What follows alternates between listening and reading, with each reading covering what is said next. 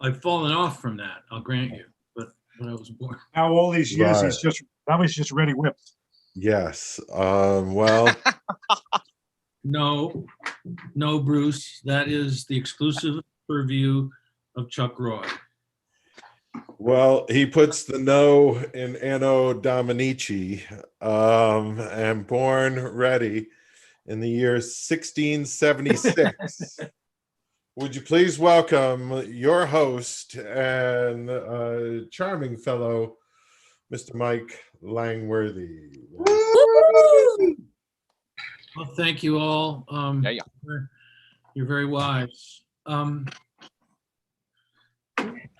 don't even know if I'm going to do any material. I got that one awesome Martin Luther King joke, and that's really all I've been working on this week. I don't think everybody needs to hear that. I'm having a lovely time this week with the incredible fucking amount of snow that fell on Denver. You live for days when you can't get out of your house. If I wanted to be a shut-in, I would have been born old. Am I right? Yes. And again, with the that's not really a laugh, Jeff. Just in case you know. It sort of sounds like a laugh, but it's really like, oh, that was so inappropriate. Oh my God, I can laugh. I can't really act like I enjoy it. Okay, you know what? Girls, it's fine here. I'm just saying, it's a burden being the funniest guy on a fucking show every time. All right. Oh, he did not say that. Oh, no, did he say that? Oh my God, I can't believe he said that. Just admire it. Appreciate the fact. Like, it's like if you were at the Cafe A Go-Go the night that Lenny Bruce got arrested for saying cocksucker, then you can just, tell that story for the rest of your life. Don't laugh about it like, oh, it was so inappropriate. No, it wasn't. I happen to know the bit, and the bit was used in context. It was perfectly all right. It was about a mob guy who took over a gay bar, and he wanted to turn it into a really high-class night spot. So he booked Lenny Bruce into the place, and Lenny Bruce was doing the bit, and he's saying, and then he says, okay, great, that's great. I'm happy to headline the club. And he says, yeah, but I want you to change it. And Bruce goes, what do you mean change it? Well, here's the thing. Everybody who goes in there, they're a bunch of cocksuckers. And I want you to stop that. And Lenny Bruce says, well, what am I supposed to do? It was say, stop sucking cocks. And then the cops arrested him, and the rest is history. Call back to before the show. All right. We have a hell of a lineup for you. Oh my God. There's people on this show that I enjoy. That's how good the show is. God, why do I do this? Every fucking week I do this. I'm like, Right. stuff to these people who are 1 week you're going to have an answer. to be comedians. They're doing nothing but trying to be comedians. I insult them. I say I'm better than them, which I'm not. No, I'm not better than all of them. But again, you see, I can't. This is my problem. This is my problem. I can't get here and host the show like a good little person, like a Johnny Carson type, going, oh, did you hear about the Senate today? They passed a bill. Who cares? Nobody cares about that stuff. Sorry, got a little hot with you. I apologize. Let's start the show. All right. I'm going to do something I thought we had done that. What? No, we haven't done that. I've been talking. And as you love to tell me several times during most shows that we do together, the show isn't really started when I'm just the one doing it. When I'm talking, we haven't really started because I'm not amusing. I get that, Chuck. You're better than I am. I understand that. And again, with the hostility, I don't know where it comes from. I don't. My parents never beat me in a hostile way, and yet I grew up bitter. I don't know. It was just, hey, how else will they learn? You know, am I right? How else will they learn if you don't take a yardstick to them once in a while? Anyway, I just worry that I'm never going to stop having the nightmares about the many times that my father would, you know, discipline me with a yardstick, and I would see the erection. It was just, it wasn't right. It wasn't right, people. He called it parent. I don't buy that. And again, you're annoying me with the laugh, Jeff. It's like, oh no, that's just too far. No, it's not too far. Not far enough. You didn't have to live there, man. You were lucky. Your dad left you.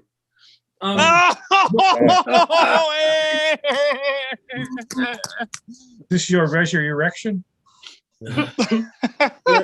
There is a dearth of laughter. Dad was having those dolphin dreams about his son. I don't know. I don't know.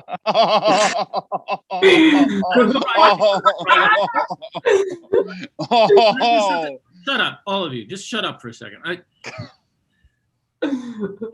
gonna do something I don't often do, and don't say entertain people, Chuck. I understand that. You're funnier than I am. Just don't lord it over me again. All right. That's all I'm saying. And I'm not sleeping on the couch tonight. All right.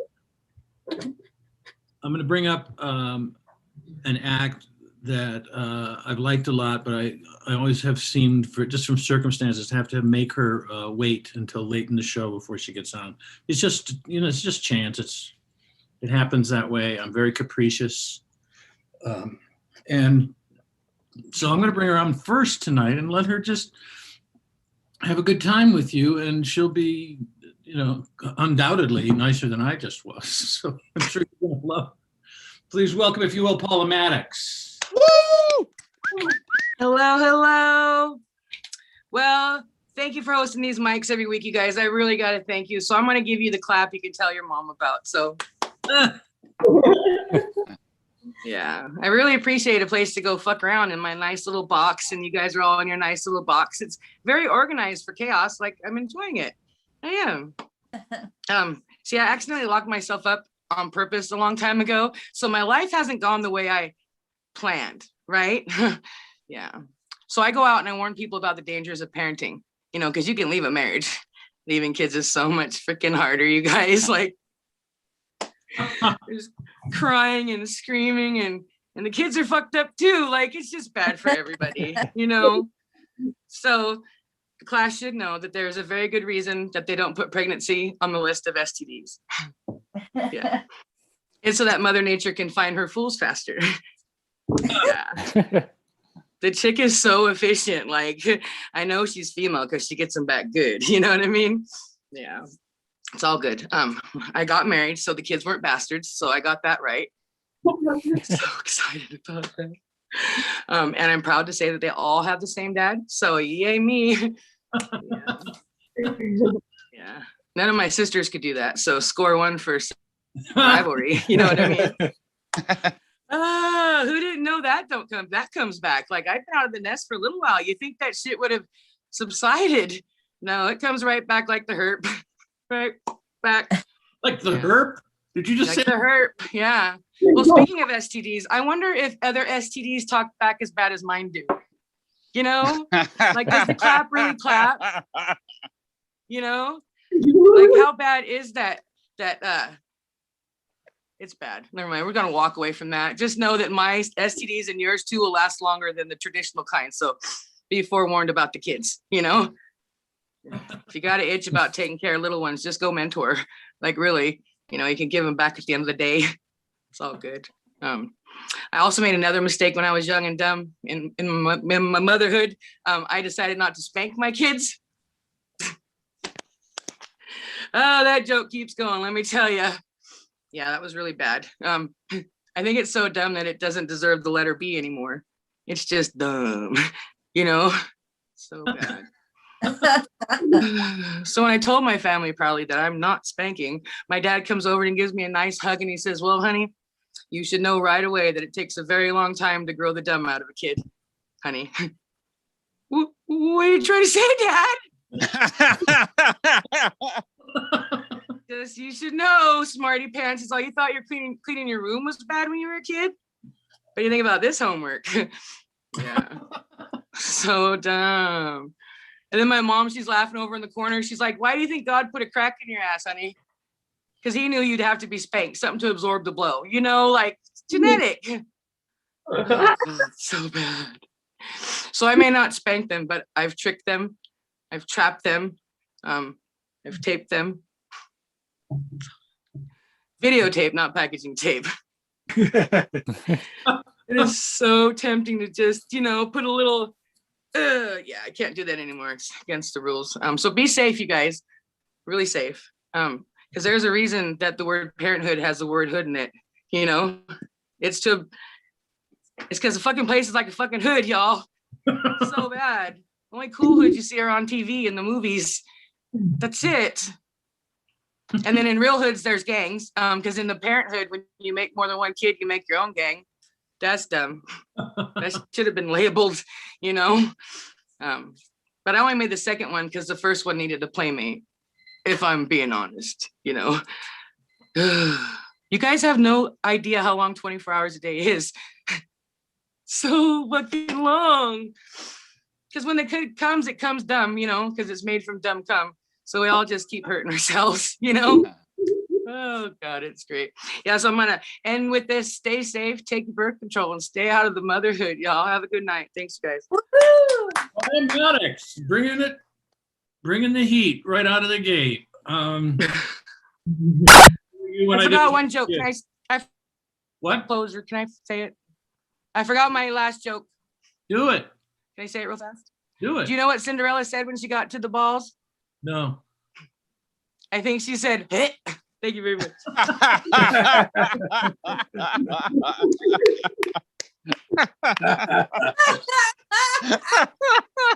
You know what? I hadn't heard that. I had not heard that one.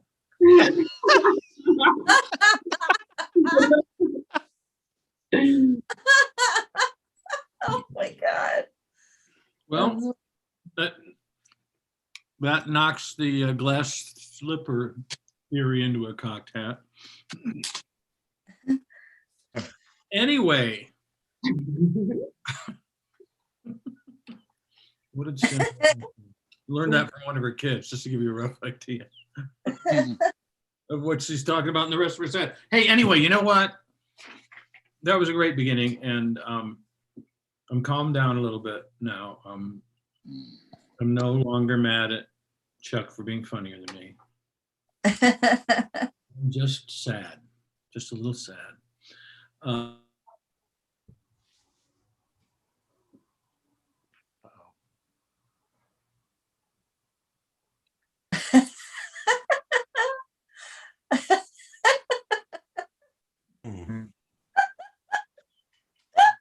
He frozen or is it me?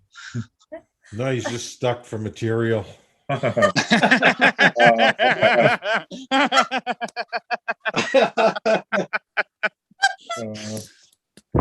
What?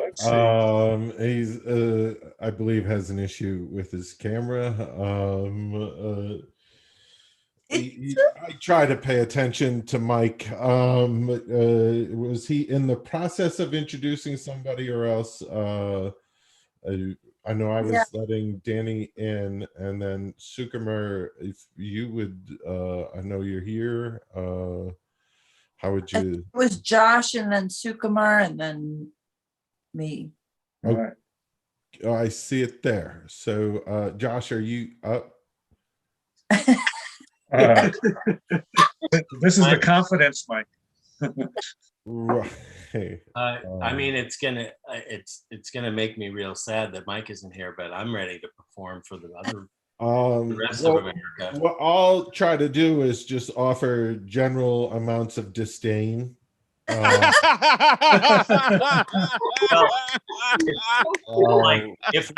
actually, Chuck, if you could do this for me, if like 2/3 of the way through my best bit, I'm gonna have to cut you off there with something. Yeah, that'd be. Oh, great! Sorry. Right, you practiced it. Yeah, I understand where you were wanting to talk, but that's going to be what I'll be doing. All right. Well, then Mike won't be missed. There's moments to introduce you, and we're moments away from them. And I'm just gonna appreciate you for dealing with our technical difficulties.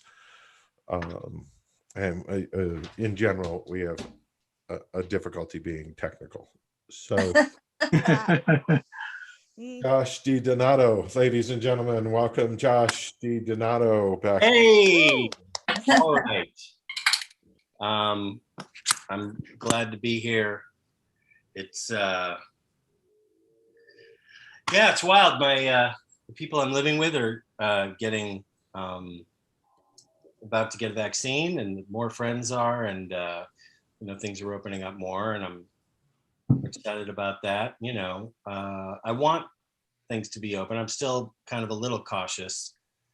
A friend of mine here in Atlanta is having a small gathering, 10 people, a seance, but it's indoors, so I feel like outdoors is safer. So I guess I'm not totally ready.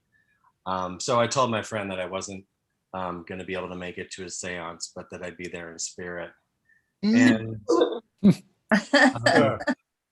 there's getting ready to start to, I guess, be ready to go out and eat with friends, which I definitely miss. One thing I don't miss is when you go out with a bunch of friends for food, and then the check comes and everybody's trying to figure out what they owe, and you get that one friend who says, "Oh, I only have a 20." And it's like, oh, well, wow, if only there were somebody behind a counter nearby with a box of different denominations of dollars for which we could exchange that 20, but I guess we're out of luck. This one's on me, And then sometimes that same friend will be like, "Oh, I only have a 50, or I only have 100. And it's like, oh, you poor thing with your $100. There's no way I'm going to let you pay for your own meal. What kind of monster would I be? We were talking just before the show, I guess, or somehow, Jeff was mentioning something about dads, and it just, I don't know, a couple of guys on here. I wonder if you'll relate to this, because I think I'm becoming my dad, right? Because I've noticed that I've started to impregnate women and vanish without being responsible for the baby. What can I say? That's how the old man didn't raise me. That is actually the exact manner in which the old man did not raise me. That joke took 35 years to write. I was hoping for a little more. I haven't smoked for about a year and a half, but I still like to do this. I like to walk up to people when they're smoking one of those e-cigarettes and just say, "Hey, can I bum one of those?" For funsies.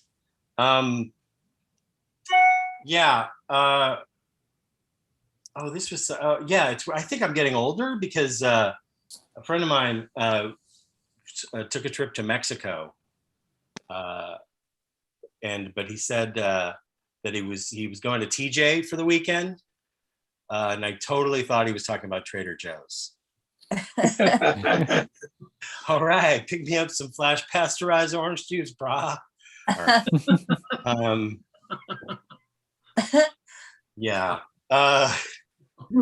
Let's see. Do you guys remember when the ozone layer had vanished and all the humans on Earth burned alive? Oh, sorry, too soon? It's literally, it's not going to happen for 4 or 5 years. All right. Oh,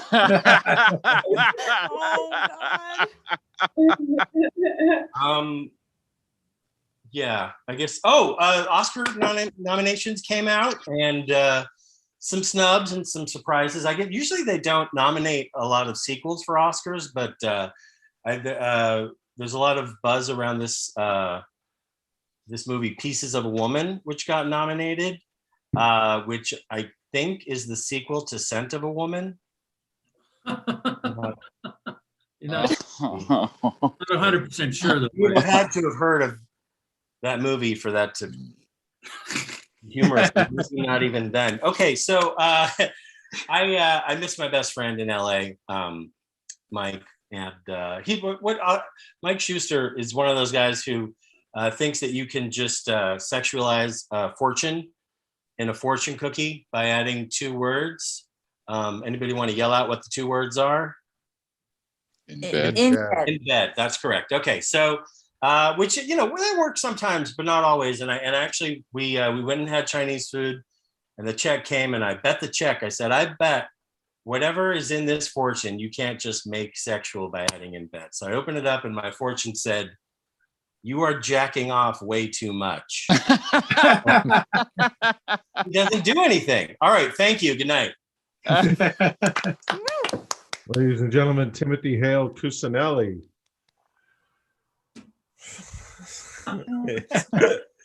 Arrested earlier today. That joke it'll take a week to brew, I guess. Uh-huh. Yeah. I'm gonna look him up. Mike is back. Yes. Apparently my feed was sabotaged by that incredibly famous Timothy Hale Cucinelli. Anyway, great job, Josh, and good luck getting the rest of that mustache in. I can't grow a mustache, so I can say that joke without fear of anything but ridicule. And another one of our regular open micers who I've always enjoyed, and maybe tonight will be the night that he goes in the shitter, huh? Fingers crossed, everybody, for Sukumar Vijayaraghavan. Woohoo! Yeah, I think the shitter is underrated. So, in ancient Sanskrit, the name Sukumar essentially means a nice guy. Okay, and in English, it means security check. So I've never ever flown without being pulled aside by the TSA. So, and it's not just frisk. Now, half the times they also take a swab of my fingers and to check for gunpowder residues. So I guess they're working on 2 scenarios. One is I'm a terrorist who might bomb the plane. 2, I'm a terrorist who's trying to make a getaway after shooting a bunch of people. So the only time I never get pulled aside is when I'm traveling with my daughter. Okay, somehow the TSA manual says that terrorists don't have take your daughter to work day. So, but except for one time when my daughter was about 4, we were going through the security line and we had reached almost the end of the security line. And the guy in front of us had a New York Times, and on the front page was the picture of the Hamas leader. And my daughter points to it and says, "Look, Dad, your picture is on the paper." So that was the day I learned I had an enlarged prostate. So I'm a nervous flyer, and logically so, because I can't believe 100-ton tin can fly. But they assure me that the physics is sound. It's based on something known as Bernoulli's principle, which says that if an object is flat on one side and bulging on the other side, then there's a difference in pressure that causes a lift and causes the aircraft to go up, right? So the science apparently is sound. That is, if you believe scientists. You might also think that the coronavirus is real. Besides, I know it's not true, because if all it takes is for something to be flat and on one side and bulging on the other side, I should be able to levitate. So, and I think though I think, Bernoulli's law, so everybody, he must have been thrilled to have a law named after him. Everybody would be thrilled to have a law named after them, except for my friend Sharia. So here's a question. When you fly, how many of you pay attention to the safety announcements? I just space out in those terms. But apparently it turns out, you don't have to pay attention to them because they're useless. And how we found out was you remember the time a plane landed on the Hudson? Yes. When Tom Hanks landed his plane on the Hudson, it turned out that only 5 people managed to get their life vests on. And out of those 5, only 3 got it right. The other 2 had it backwards, which, if you know, is lethal because you can't reach the whistle they attached to the life jacket. I wonder what they expect that whistle to do, right? You have this huge thunderclap sound of a plane smashing into the ocean, and nobody can hear that, but they assume that you'd be floating and blowing a small whistle and somebody's going to help you, right? But the funniest part of this was that they had a press conference with the US Air people, and somebody asked the spokesman of the US Air, why is it that only 5 people managed to get their life jackets on? And he said, oh, those things only work in the cases, in case of a planned water landing. Now, no, I don't know about you, but I didn't know they had planned water landings at any point. Do they actually do that? Are there flights that are landing on water that I don't know about? And how far ahead? And how far ahead do they plan these things? When you book a ticket, are you given an option whether you want to land on the airfield or on water? And where would you book such a ticket? At kayak.com?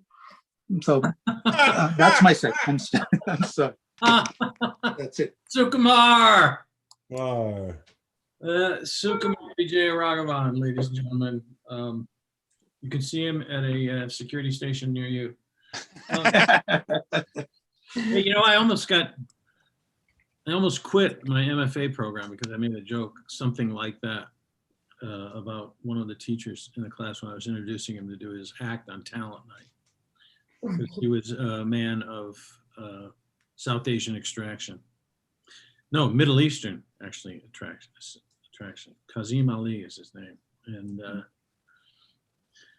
And he had been arrested, not arrested, but detained as a possible terrorist before a flight, wrote a story about it. The story got published. He read it one night as part of the faculty readings for this program. So I introduced him as our resident dancer, poet, novelist, and sometimes terrorist. And apparently that wasn't woke enough for the crowd. So I was informed, and it's the sort of thing a guy like me needs to have told, is that this is a white supremacist nation. And I had not, you miss the papers one day and you forget these things. Yeah. The fact that I was born 10 yards from the finish line in the 100-yard dash of life hadn't dawned on me until one of the teachers said, you see, Mike, I really understand how women just hate being mansplained to, because being race-plained to is even worse. You see, Mike, the fact that you've been looked at angrily by virtually every person of color that you've ever seen in your entire life, there's a reason for that. Oh, there's a reason for that. Anyway, I'm just saying, hey, you know what? I was going to mention this is the worst time, at this exact moment is the worst time to do this. But I just wanted to throw this out for everybody who's here tonight. I'd love to have more diversity on these shows. I know it sounds like I'm doing a bit because of what I just said, but I'm not. I'd love to have more diversity. We have a lot of women, and I love that. We have people of color, and I love that. We don't have African Americans very often, and I don't know why, but I would love to see some of those. So if you got friends who are comics who think they'd like this mic and who are also people of color, I would love to have him on the show. So just keep that in mind. And our next performer is, boy, I really brought it down. Laura, I dug a hole for you and I didn't mean to do that. I apologize. Oh, seriously, if I was going to dig a hole for you on purpose, I would take the heat for that, but because it would be funny to me. And Dug enough graves for Brazil. oh, hello, ladies and gentlemen. Because of the COVID, right? That's why that's incredibly funny. And I'm gonna move the show along anyway. And dug enough holes. That that actually is funny, Chuck, and I hate you for it. I hate you for it. Right. Please welcome Laura Hugg. Yeah, come on. Thank you. Thank you so much. Yes, everyone, bring a black friend next week. There you go. Bring a black friend on. Just because I don't have any, you rub my nose in it. And bring an extra for Mike. Okay. Bring one from one of your meetings. I will. I will do that. Every time the Zoom screen gets highlighted onto my face, I just am always shocked by the bigness and whiteness of my face. My face is like a corporation, it's that big and white. It could be banking industry. I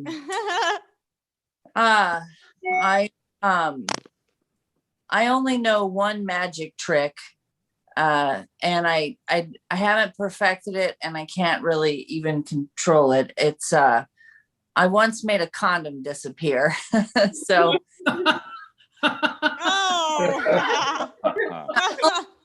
a magic trick. It was my big closer that night. So, all right.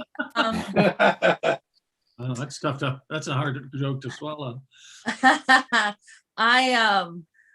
I got the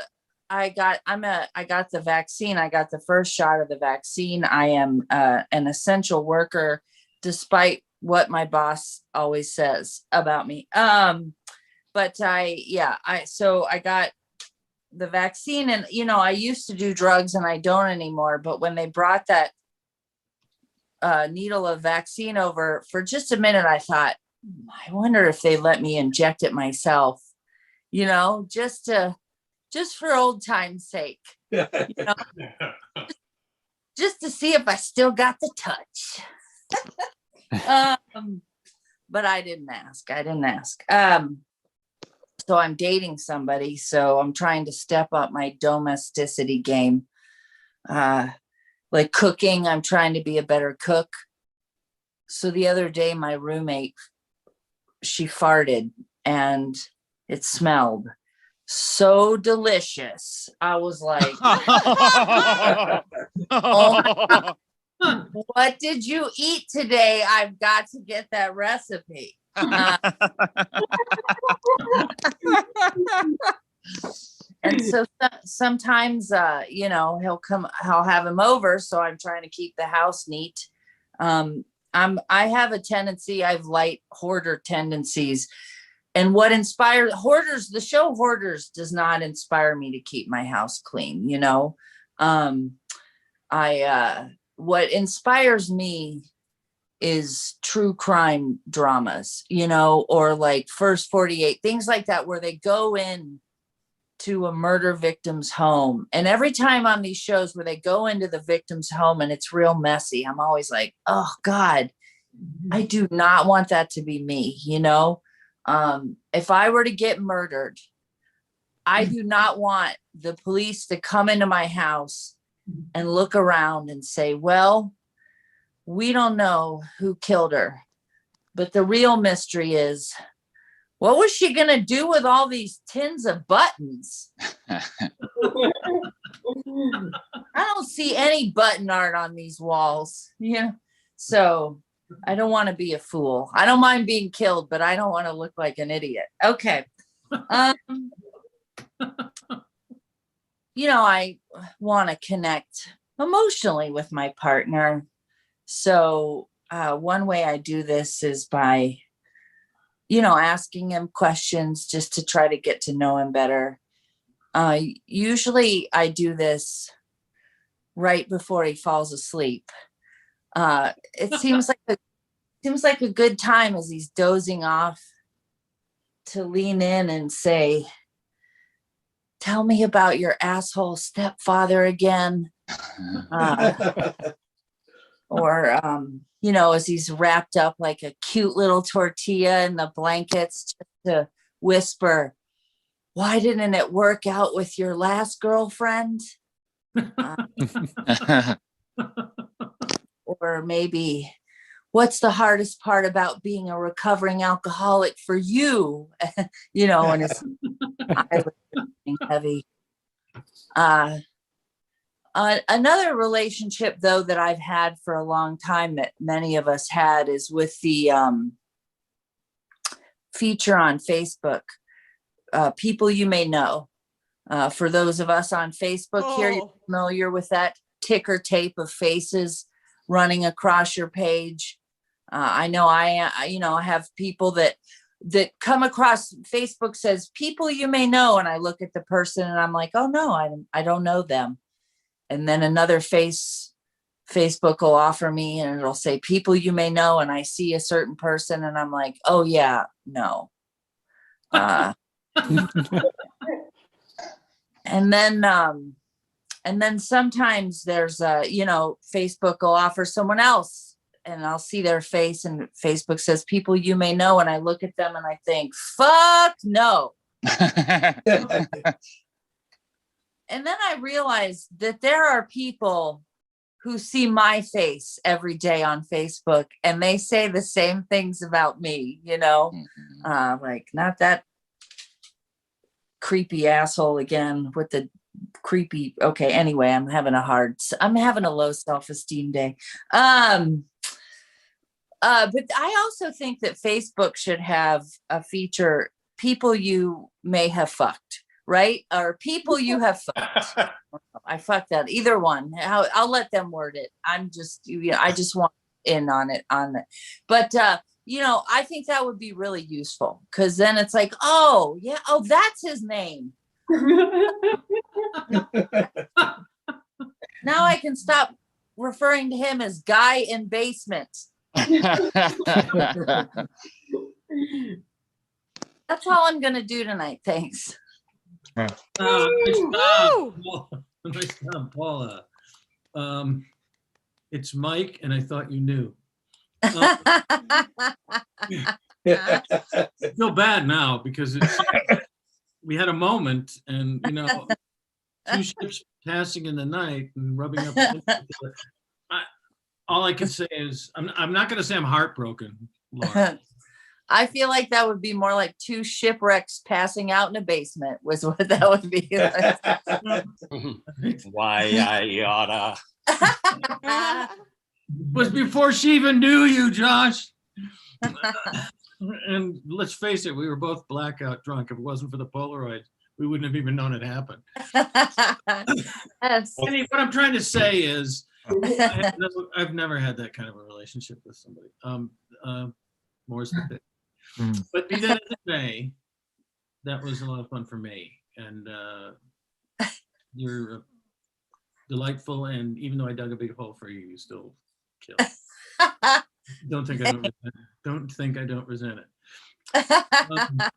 I'm a small petty man. We've all gotten that, right? We understand that that's what's going on. All right, our next performer is not a petty man, and I don't think he's short either. But I've never seen him standing up because we met in the pandemic. At any rate, that's not literally true, but it worked for the bit, maybe. Please welcome Evan Smith.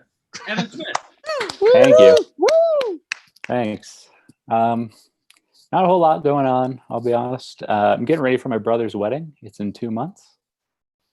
He invited all of our extended family, which is nice, but it's the same extended family that I uninvited from my wedding due to COVID. So I'm kind of just hoping they don't recognize me. Because we had cut our wedding from 200 people to about 30, which meant that one weekend we had to call everyone we had invited and let them know that it's only going to be immediate family and the bridal party. And everyone was really, really relieved. Like almost insultingly relieved. But I did feel bad when we had to do that. Like I felt bad that everyone felt like they had to be excited when we told them that they could still watch it over Zoom. And I also feel bad because a big part of traveling to a wedding is all the free alcohol you get at the end. And now we're pretty much telling them, hey, we'd prefer you watch this from home. Bring your own beer, and please still, no children allowed. My wife's friend's boyfriend texted me out of the blue the other day. We have never hung out except as couples. And I know they said marriage would be hard, but I wasn't expecting this. But but I didn't have his number saved. It just came up as a random number. So when he said, hey, how are you enjoying that new video game you got last week? I just thought this was a new Joe Biden fundraising tactic. And I responded, Joe, you forgot the link, but I'm good for 20. Last week, our company was doing interviews for soon-to-be graduates, and they put us in charge of the interviews. There's nothing like reading a soon-to-be graduate's resume that's better than yours to motivate you to work a little bit harder. I can see why my boss puts us in charge of these interviews. But my company is in DC, so we used to fly out for the interviews, but now we're doing it on Zoom. But I'm really looking forward to flying again, traveling again. I think people will be enthusiastic about it. All the shops in the airports will open back up. And I'm also excited because I think us as a collective society will feel good about stigmatizing people who sneeze and cough on airplanes now. I'm looking forward to the vaccine. I think everyone should get it. I do like the people who think it's part of a government conspiracy, as if the government would trust my local Safeway with the distribution of a conspiracy. Like sure, every cart is broken every time I go in there, and they're always out of my Pamplemousse LaCroix. But these are the people we can trust to distribute Bill Gates' tracking devices. All right, thank you guys. This is fun. Oh, Evan Smith, ladies and gentlemen, always leave them wanting more. That's like the opposite of my own philosophy for my stand-up for myself. I always leave them wanting just a little bit less, like maybe my set less. Anyway, you know what? None of that matters because we're bringing the next performer up, who I believe is new to the open mic. We tried to nail that down in the direct message thing, but I'm approaching senility, probably from the far side. And as far as I know, Jessica and I have not met. And I want you guys to give her a big round of applause for her first time here. Jessica Hitch. Jessica Hitch, ladies and gentlemen. All right. Well, thank you so much. You know, it's so great to stand here and exercise my right to freedom of speech. But of all my constitutional rights, my favorite is the Second Amendment, because without the right to bear arms, I can show off these awesome guns for you folks tonight. Yeah. Hey, I know that joke was lame, but technically, so am I. In 2012, I was crippled and bedridden with rheumatoid arthritis. I still can't straighten this arm. So when I say I'm the lamest comedian here tonight, I can pretty much guarantee it. But don't you worry, going through disability wasn't all bad. It enhanced my spiritual life. I couldn't go out with my friends anymore. I was in pain from head to toe, so I decided to get closer to Heavenly Father. Morning, noon, and night, I would pray, oh, dear God, if thou art merciful and real, could you just kill me now? God, how about now? And you know, I thought he'd do something cool like strike me down with a lightning bolt, but instead, no. I'm out of the wheelchair. I don't have to use the cane. And I get to hang out at Colorado comedy shows. Yeah, God, thanks, I guess. But to enhance my religious life, I decided to give something up for Lent. And ultimately, it was hard, but very rewarding. I gave up my virginity. That's so good. The next year, I tried to get this good Christian boy to give his up too, but it didn't work. And I'm really not sure why, because I dressed like a nun and everything. No, next year I'll dress like a priest instead. Now, I'm pretty sure for most women, this whole virgin birth thing is more of a horror story than a miracle.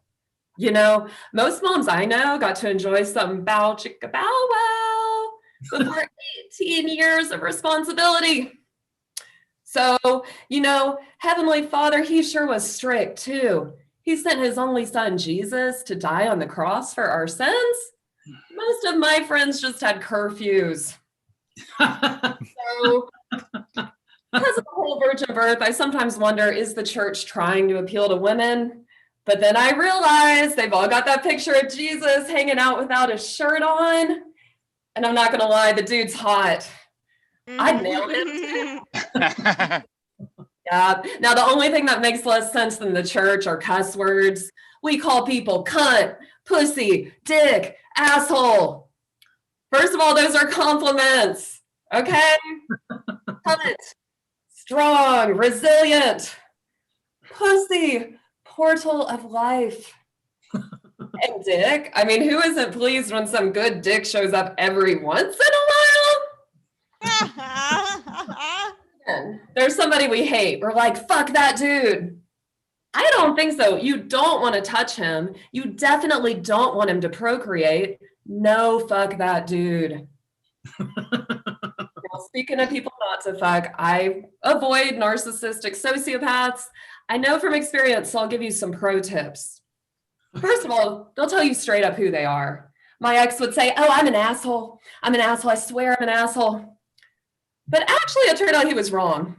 My asshole provides a vital and useful function for my body. I got rid of him real quick. You know, I realized actually my ex was like a funeral. He was always accompanied by grief and needed a police escort. So I don't want y'all to think I'm bitter just because I've had 500,000 bad experiences with men. No, not me. For me, men are like library books. I want to check every one of them out, but I can only fit so few home in one trip. So if I see any red flags, it's a no fuck you to that one. Then I put the rest in my backpack and head on back home. So thank you so much. It's been fun. That's it. Yay! Well, welcome to Open Mic. Come back often. Tell your friends, especially your black friends, apparently, because somehow it's totally racist for me to suggest that more black people be on the show. Okay. I got to understand how it works because I'm white.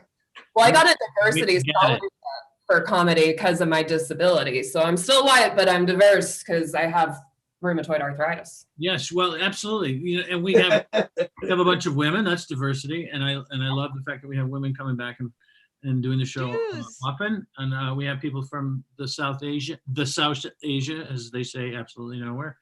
And people from Australia. We've had people from Europe. We've had a wonderful woman from Bangkok who is Chinese but lives in Thailand. I don't know why, and I never pursued it. Why? Because I'm narcissistic. And our next performer, who is our next? Oh, our next performer is, it's this guy. Please welcome. He's one of the guys who has been coming to the open mic pretty regularly lately, and I just love the way he's developing as a comedian. And I don't tell him that because, you know, compliments are a hassle. So please welcome, if you will, Jeffery Burden II. Hey, Jeff. Hi, thank you so much. Hi, everybody. Thank you, Mike. Yeah, I Jeffery Burden II. So I don't know, the second, so Shakespearean. You know, it turns out I am a direct descendant of Henry VI. I'm like his ninth nephew, twice removed. And my father, he's pretty big on telling me that I'm related to the Isley brothers. If all you people know, yeah. And Marilyn Monroe.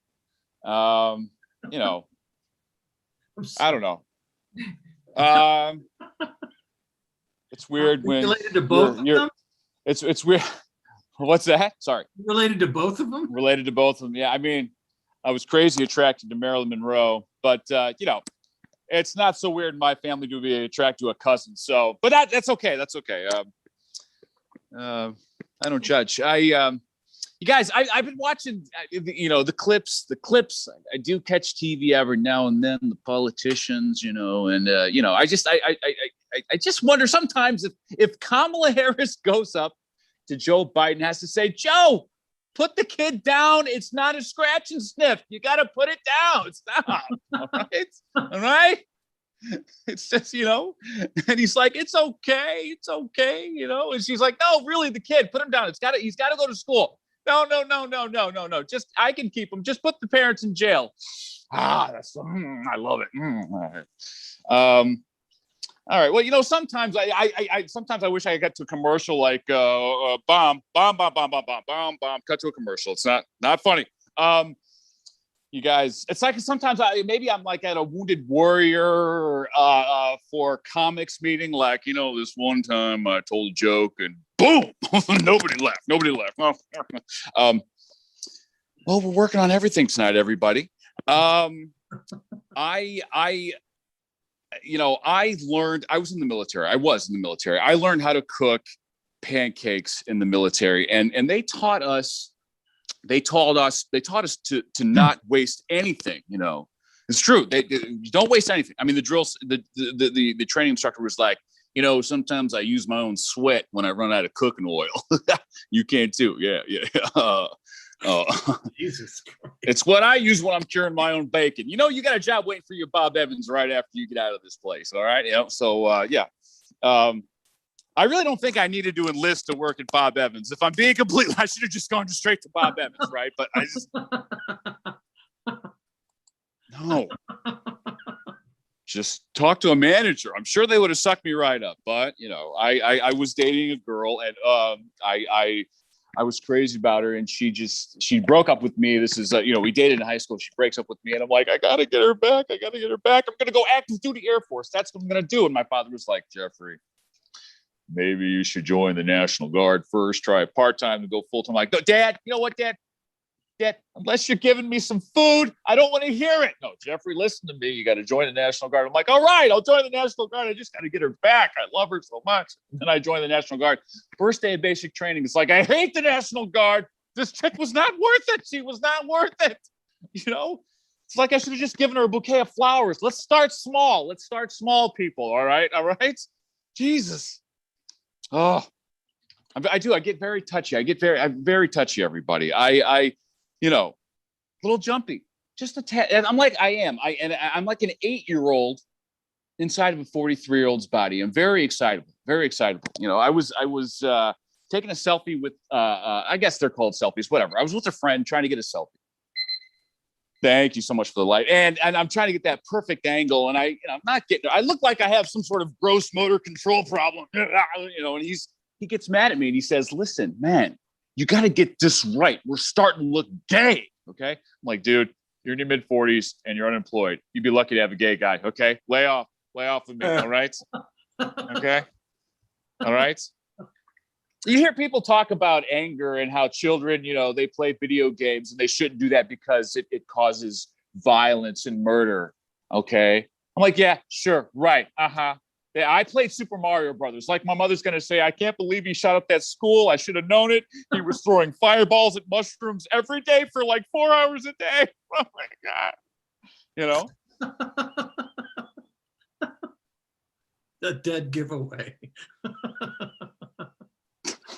That's my time. I'm Jeffrey Burden II. God love you, everybody. Thank you. Woo! A dead giveaway. You know, you see somebody playing Super Mario Brothers, you know, Take away the firearms. I'm just telling you. Jeffrey said it first, but I'm backing him up. Oh my God. I thought that stuff was supposed to stop you from shooting up schools because it just numbed you. But I guess I was wrong about that. So anyway, let's say our next performer is another one of those people who brought diversity to the show. And no, I'm not going to go back to the bring a black guy to work day. Well, I'm just saying she's a wonderful human being. She came here a few months ago, and I have really enjoyed her every time she's been on. Please welcome. And I'm going to stop saying please welcome, but not until the next act. Nishy Acsell, ladies and gentlemen. Thank you. Thank you so much. I made it on this mic as a result of affirmative action. So thank you so much for that. I will be your token brown person for tonight. Okay, Mike, don't worry. I could be anything you like. You want Mexican? I could be Mexican. We got a twofer, everybody. This is great. Yeah, this is perfect. I mean, nobody knows what the hell I am, especially with Zoom filters, huh?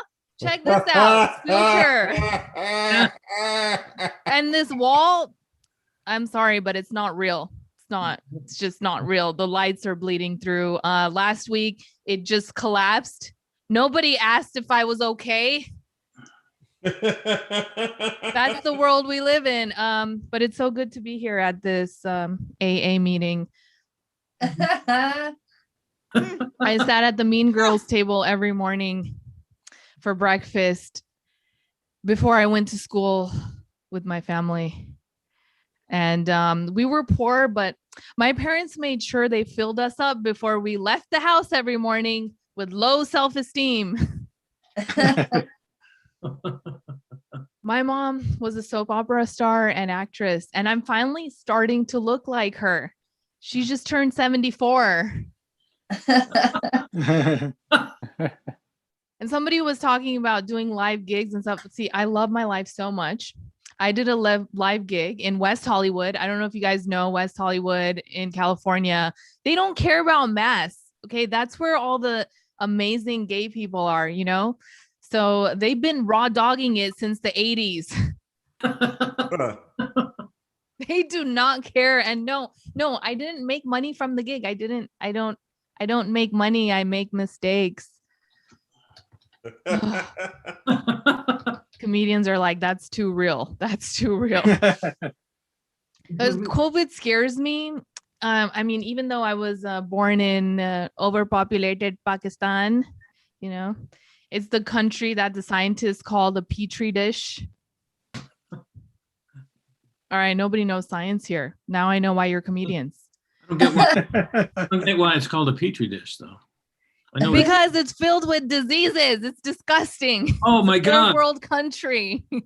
Oh, See, but my homeland, it's very glamorous. My parents had a 10-bedroom mansion made out of mud. They were not afraid of any diseases. They were just afraid of rain. But if you ever fly to Pakistan, just be prepared to play their all-time favorite Pakistani game. What's that smell? I swear, if aliens ever landed in Pakistan, they would be like, why didn't we land here? Didn't you see the big stink cloud from space?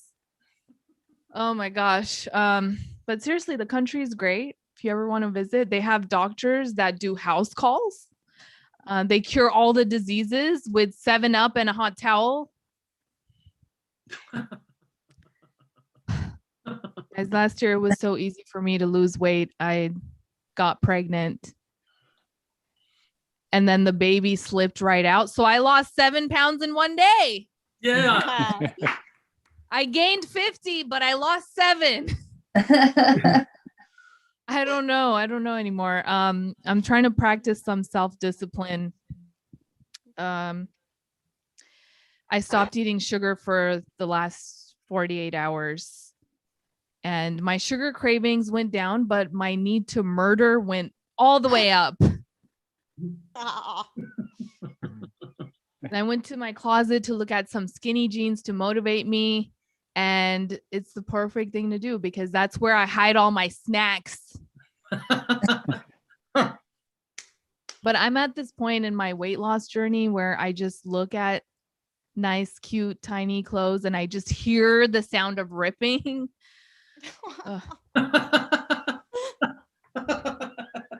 I feel like God has truly blessed me with an amazing gut. I'm allergic to curry. So I don't buy Indian food, I rent it. And speaking of racial stuff, we just took a 23andMe test and my husband is 15 different types of white. He's British, Irish, English, cream, eggshell, dog. I don't know. He tells me, don't call the baby mama. I like to call her mama. I'm like, hey, little mama Sita. And he's like, don't say that. She'll think she's the mom and she'll get confused. And I'm like, honey, you're so right. Because every time you call me baby, I lose object permanence. I thank you guys. That is my time. Yeah. Nishy Acsell. Yes. Bring in the heat. Bring in the heat. So I'm not exactly clear. You're not from America originally? No, well, I was born in Pakistan. It was a bit. I'm sorry. It didn't go over. I hate it. My bad. Because you had all that stuff about, you know what? Never mind. If I have to explain it, I'm not coming out there with a fucking glossary, people. All right. So, and again, with the hostility. Why? Why do you do that? I have a life. I have a lovely wife, 2 lovely children, and yet I'm bitter. I don't get it. I don't get it at all. That's probably why I'm bitter. I don't get it. See what I mean? Hey, talking about, whoo, man, that was hilarious. Anyway, our next performer, also regularly on the open mic, and I hear him, I just love to listen to him perform, and he brings the modern and melds it with the old school straight up jokes, and I just love it. Please welcome. And shit, I was not supposed to say that. Anyway, please welcome Bruce Lipski. Woo! Yeah. All right, Bruce.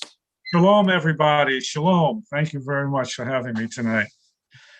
Yes, my name is Bruce Lipski, and I'm coming to you from Floral Park, Long Island, and it's great to be here on the Mike Langworthy's Blarney Fest, and I do appreciate that. St. Patrick's Day is approaching, and I know this because growing up in New York City, not only have I known and met tons of Irish folks, but I've experienced some of their traditions. And most of you are probably well aware of the St. Paddy's Day Parade, but there are a lot of other unusual Irish traditions. And the Irish have a tradition called birthday bumping. Yes, birthday bumping. And I'll tell you about it. In the United States here, when we have a birthday, especially with kids, we have a cake and blow out the candles and they say, are you 1? No. Are you 2? No. Are you 3? No. Are you 8? Yes.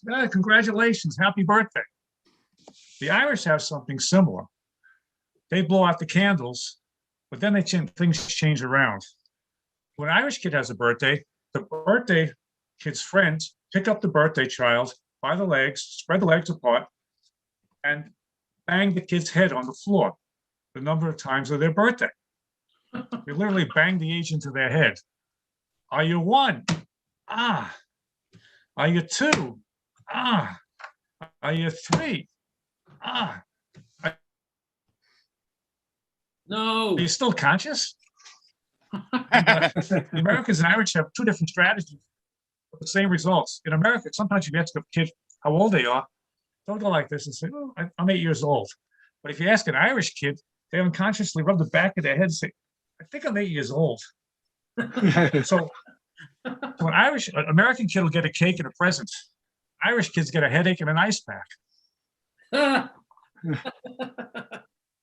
But in preparation for St. Paddy's Day, I did some research, and probably you all know about Ireland. It's a little tiny island west of Europe.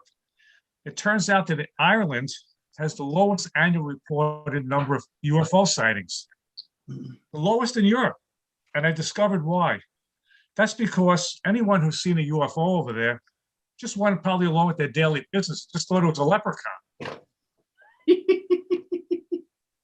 And another history lesson over here. Did you know that in Belfast in 1909, they built the biggest ship in the world? The Titanic, the biggest ship in the world. It could hold 2,500 passengers. And for a small country, that was pretty interesting because back then in Ireland, it only had 3 million population, but they have 12,000 pubs. That's one pub for every 250 people. So the attempt was there to make a normal sized boat. But when all these Irishmen showed up, they had to make it bigger just to accommodate the number of pubs. And that's why the Titanic was the biggest ship in the world. But you didn't know that, Mike, right? I didn't. Okay. You But don't St. just Paddy's Day laugh, brings- you learn. Exactly. St. Paddy's Day brings a certain personal story to me. Because when we were expecting our son, we wanted to hire an Irish nanny. So my town was full of Irish people, so we went right to the source. We hired a woman named Colleen. She was from County Cork. And County Cork is known for the Blarney Stone. And the legend says if you kiss the Blarney Stone, you get the gift of gab. Yeah, the gift of gab means you get the gift of talk, the gift of speech. I think this woman, Colleen, must have been making out with the ancient rock because man, could she talk. And trouble is, I couldn't understand a word she was saying. You know, she could have been asking me for anything. You know, saying I want a pay raise, I want the deeds to your house, your bank account details. I would have smiled, nodded, and agreed with her. But you know, what happened was eventually she left us, and we hired another nanny from the islands. But before that, my son was taking up all these Irish customs. You know, when a kid from America would sometimes ask for a soda, my son would ask for a wee cup of tea. He started calling me old fella. But we had this Caribbean nanny. When I said to my son, "You want to go to McDonald's?" He said, "No, Mom.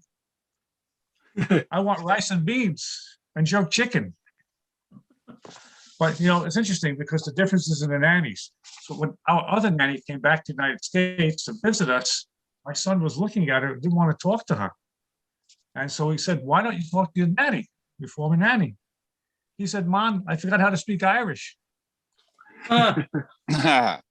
After a while, they were sipping a cup of tea. They're having a great time. And he was showing her how to Caribbean dance. Isn't it a wonderful world? Happy St. Patrick's Day, everybody. Oh, Bruce Lipsky. Every joke in that Yeah. set was brand new and attuned to the holiday. It's unbelievable. And it wasn't there wasn't a drinking joke in it, which I was Right. low hanging. I'll drink to that. Yeah, I thought that's why you got the Irish nanny, because you wanted to have the kid alcohol dependent by the time he hit school, but I guess not. Anyway, Bruce, Floral Park. You know what? I lived in New York for 8 years. I can never remember where Floral Park was. It's in Nassau County? Yes, right by Belmont Racetrack. Ah, yes, of course, right by Belmont Racetrack. One of the places I never went when I lived in New York. It's, I don't gamble. Of course I don't gamble. I tried to be. I was a lawyer and I quit to become a stand-up comic. I don't gamble. No. Just with the punchlines you gamble, that's all. Yeah. I don't gamble, but I do occasionally drive down the street and throw $100 bills out the window. I figure it's a similar experience, but I don't want to get into that. I don't. We have a late ad from the show, who is a guy who showed up here a couple of weeks ago and was really funny, and you're going to like him a lot. Whatever you do, do not please welcome Christopher Anthony. No, absolutely do not please welcome Christopher Anthony. You can clap for him a lot and say, "Yay, great," but don't please welcome him. Christopher Anthony, ladies and gentlemen. Yay! Yay! Can everybody hear me okay? Yes. Okay. All right. My friends say that I'm a metrosexual, which I find very hard to believe because I've never had sex on public transit.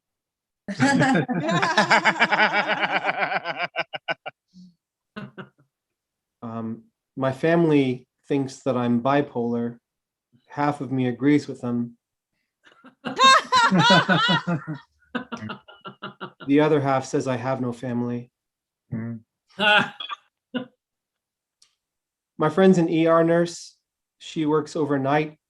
She said roughly about a third of the people who come into the emergency room late at night have something of some size stuck inside their ass, which is weird because most of them aren't even there for that. It just shows up in the x-ray.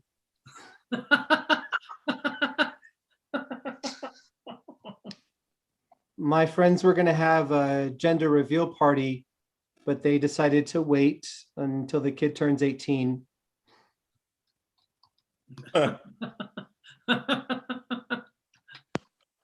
My friend really wanted a dog, and after 5 months, she went ahead and adopted a dog because she couldn't have one naturally, and that's just what you do.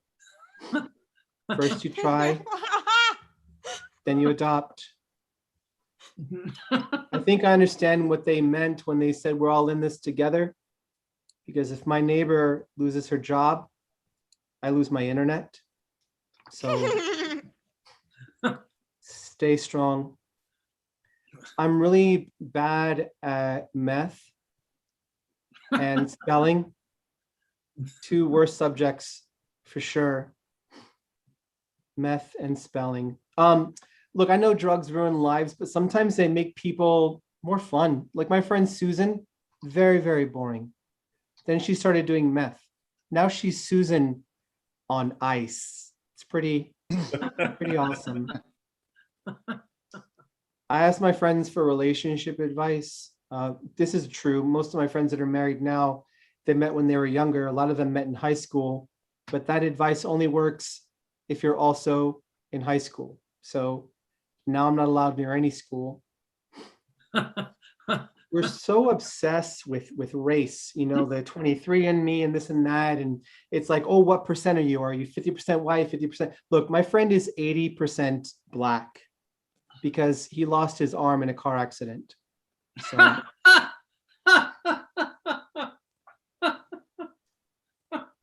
Thank you. I don't know if you guys know this. I've been doing a lot of research, and it turns out the leading cause of dry skin is towels. That's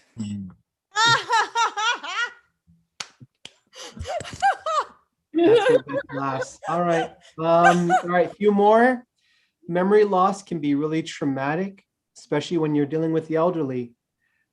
Despite the COVID restrictions, I would go every week to visit my grandmother.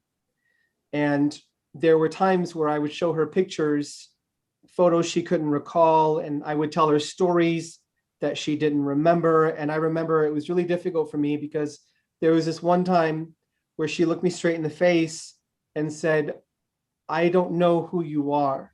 And I got really emotional. I took a moment, I went out, I stood by the vending machine, and I came to the realization that I've been visiting the wrong woman the entire time. So a few more quick ones. I find it really ironic when people choose Milli Vanilli songs at karaoke.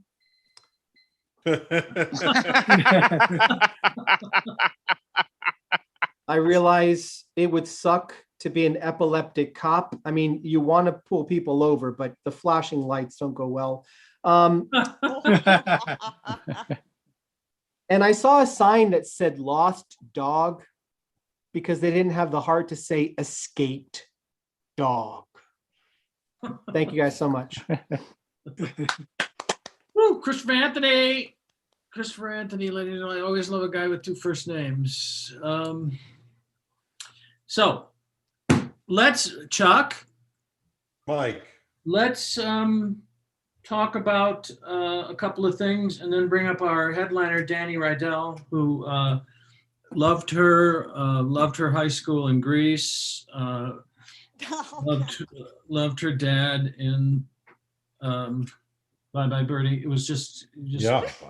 I smoked pot with her and she was Rydell high. Was she really? It's great. The first woman I ever fell in love with was Eve Arden, who played the principal. Mike, according to Gallup, according to a Gallup survey, I'm trotting out some new jokes. Because Gallup and trotting, right? Yeah. Yeah. So you missed your calling. You should have been a cantor. Right? Boom, boom, bam, bam, bam, bam. Stop All horsing right. around. You know what? According to a scallop survey, I like baked stuffed. Okay. Do you have? Oh, you know what? I forgot to ask you if you had any material that you wanted to do tonight. Right. I'll get them done during the plugs. Oh, you can get them done. You can get them. Chuck. That's okay. It's your show, apparently. I know. It's almost as if it were payback for forgetting the anniversary of the Apocalypse show. Hey, Right. speaking of Apocalypse, every Sunday night at 7:00 Mountain Time, Chuck hosts, and he is gracious enough to allow me to get in his way a little bit on the Apocalypse shows. We have some upcoming Apocalypse shows. March 21st is going to be the spring break. And then April 4th, we're going to be doing Apocalypse in Space. And my Big Fat Apocalypse Wedding is coming up soon with flamenco dancers. Every year, except last year because of the pandemic, I helped to write a full-length musical with a large cast for the organization that you see on the screen, magicmomentsincorporated.org. And the thing about this show that is especially wonderful is that between 30 and 50 people of the cast of 175 to 200 in every show are people with special needs that range from minimal impact to complete physical disability, and sometimes developmental disability as well. And we actually moved to Denver so that my daughter could participate in these shows. She's a musical singer and actress, and also a developmentally disabled person. The shows are great. All the songs are ASCAP and BMI songs, so every single song, the melody of every single song will be lovely. The lyrics will have been repurposed to help tell the story of the show. And in addition to that, we have Elevating Connections as a regular beneficiary of our sales on the Apocalypse show. 10% of every ticket sold goes to Elevating Connections, which helps people reconnect who have been separated by the foster care system. Siblings, I should say, not people, siblings who've been separated by the foster care system. Because in the infinite wisdom of the system, they don't keep the siblings together oftentimes, which I think is problematic. And I have better terms than that for it. But like the guys, the gang and graphics arranged some prizes for our YouTube audience. Oh, really? That's great. I'm gonna have to get down and see those guys someday. Yeah. What floor are they on again, Chuck? What? Third floor, and I spoke to HR, and they promised to no longer speak graphically to you. Oh, that's very, very nice of you to run interference for me on a thing like that. Because first, a lot of folks might have missed out on Robin Hood and GameStop. So first thing we got everybody is a stock that goes up. It's virtually yours, and you can see the movement there. You have a good afternoon with that one. Last night was the Grammys, so we got you this Grammy. She's celebrating, and anytime you want to hang out with your Grammy, she's virtually yours. Also got you virtual iced tea. For those of you watching on the YouTube, you can have some iced tea and hang out with one Mike Langworthy. I think we should head back to the stage. And I know you said we have our headliner. I just wanted to update you. I bought that basketball. Good, good. And my behind the back dribble still involves another teammate. Just tell me it doesn't involve a basketball.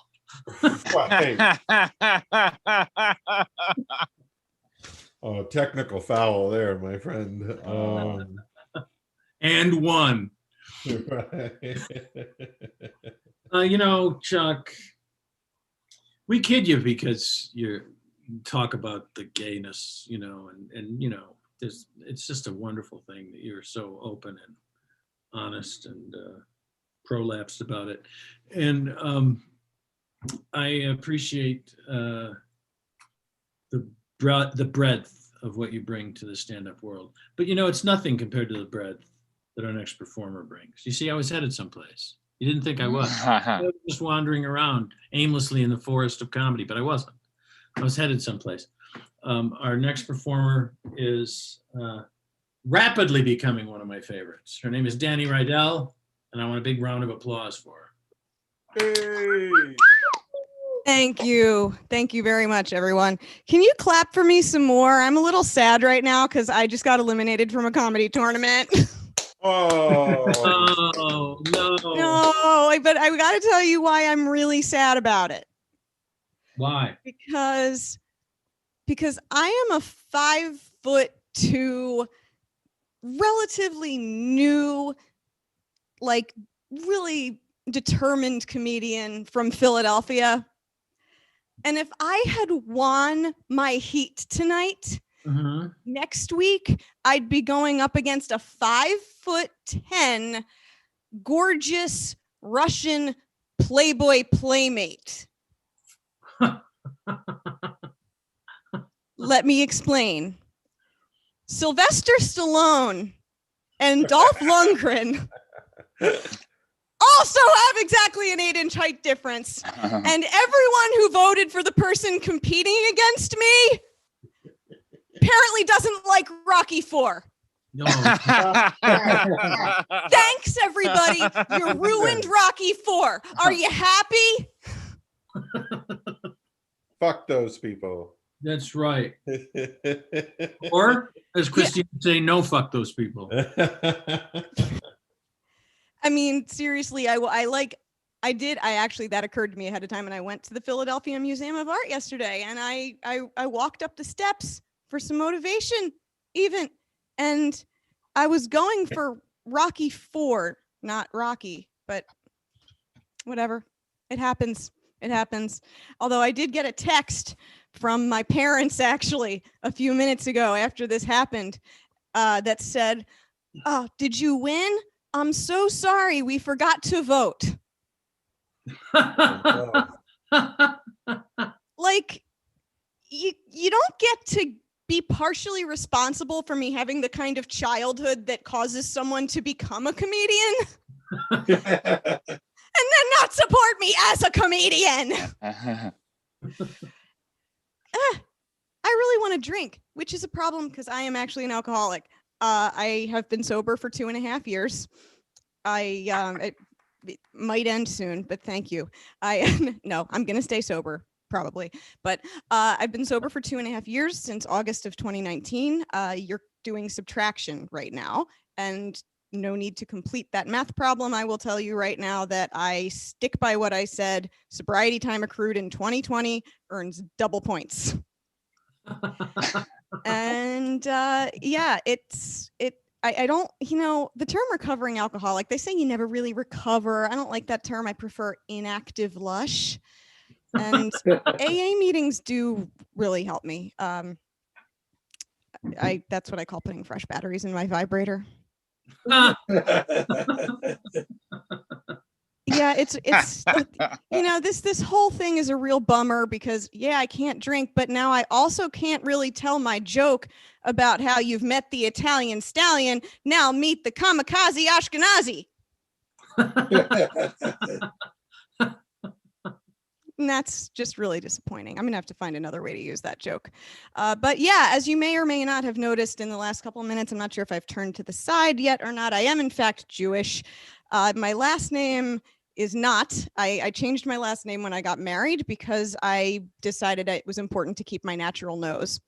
And I do know that some people have given me flack for abandoning my Jewish identity by giving up my maiden name. And to them I say, fuck you. First of all, you did not keep your natural nose. And you know what? I don't even need to name one. None of them kept their natural noses. And now all of my corporate email addresses and luggage tags for the rest of my life are going to say Dreidel. Ah!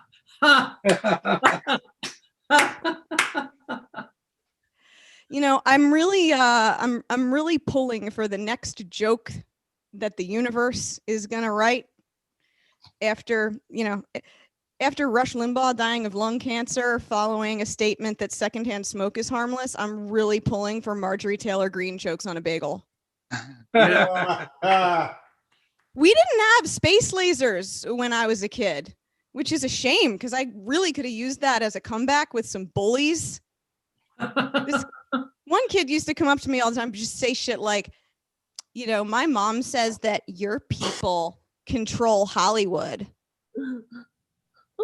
I was like, what? That doesn't make any sense. We control the banks.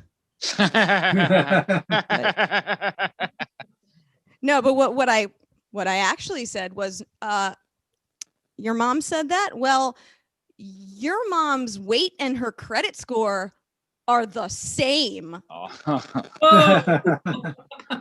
Says, did you just call my mom fat? I was like, no, I just said she unconscionably neglects her lenders. She's height weight proportionate. Elon Musk today changed his title from CEO on his taxes to Techno King. And his CFO changed his official title from Chief Financial Officer to Master of Coin. Now, it does support my theory that Elon Musk is two really smart kids in a trench coat. But I got to admit, I'm kind of glad I live in a world where people are allowed to do shit like that. Thank you all for listening to me tonight. I just, you know, sometimes when you're sober and you go to the kitchen and your beloved but emotionally abusive ex-boyfriend Tito is not there on the counter waiting for you anymore, and you just get so mad, like at anything. I mean, like when I'm sober, I just get mad at anything. Like why do we tell Sleeping Beauty to our kids? Like this prince, right? This prince, he gets on his horse and he rides through a forest, slicing through like thickets of thorns and shit, and like to battle a fire-breathing dragon so he can enter a castle and sexually assault an unconscious woman. Like, can we cancel that prince? Dude, you're not playing D&D on the way to a frat party. And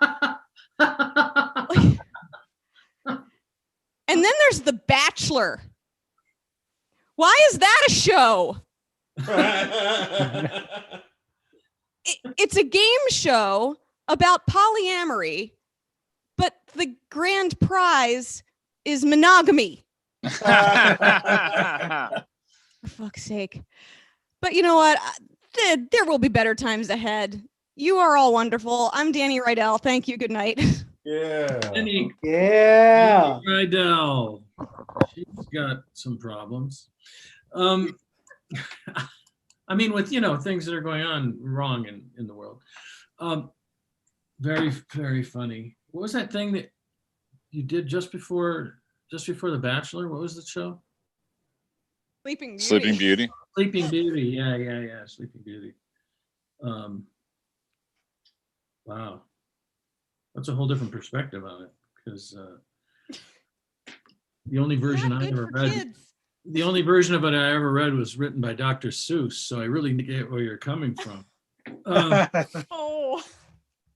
Anyway, here's the thing. That was delightful, and I really appreciate it. I'd like one more round of applause from the group for Danny for coming on and doing another mic right after the obvious miscarriage of justice she had to suffer. I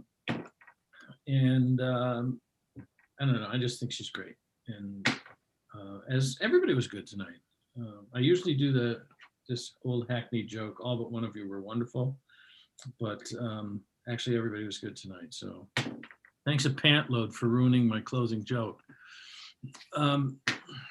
I have enjoyed this show immensely. Chuck, do we have one more thing that we like to do with these shows? Oh, we should take a silly photo. Yeah, we put everybody on gallery view, and then we do some kind of a photo where everybody pulls a face of some kind, which is what they call making a face in the United States. In England, I mean, they call it pulling a face in England. But those of you who are not, if you don't want to participate, just leave your thing, without a picture. But if you do want to participate, then you can.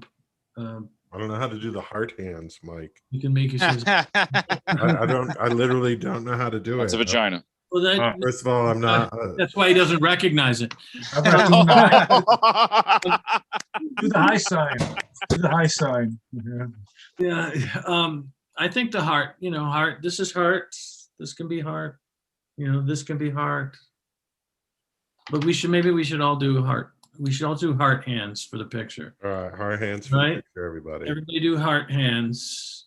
And you're going to be taking, Kate, Chuck, can you take the picture with heart hands? Yes, we'll just grab a screenshot. Well, it's so great that you got that pedal-operated computer. It goes with the sewing machine. All right, everybody. 1, 2, 3. Cheese. Got it? Yes. And why would you say cheese? Why would you say cheese? There's no reason. Change the flash cube on my screenshot. It was a tin type. My host. I hope they're able to. My high school picture was a lithograph. I'm telling you, I'm old. That's what I'm saying. And develop it at the photomat, right? What photomat? It was the chisel against the rock mat. That's. Anyway, usually what we do is anybody who feels like it can sit around and stay online for a little or whatever we're doing. And we can just chat a little bit, talk shop. If anybody has questions, a lot of people like to ask me how I got so damn funny. And it's a little embarrassing to answer it, but it's the price of genius. Right. We'll say thanks to the YouTube folks and good night there. Yeah, and Sukumar has to go because he has a life. Will you rub it in? Spotify. Rub it in, Sukumar. Yeah. Bye, Use your Sukumar. PhD for good. That's all I pray. That's all I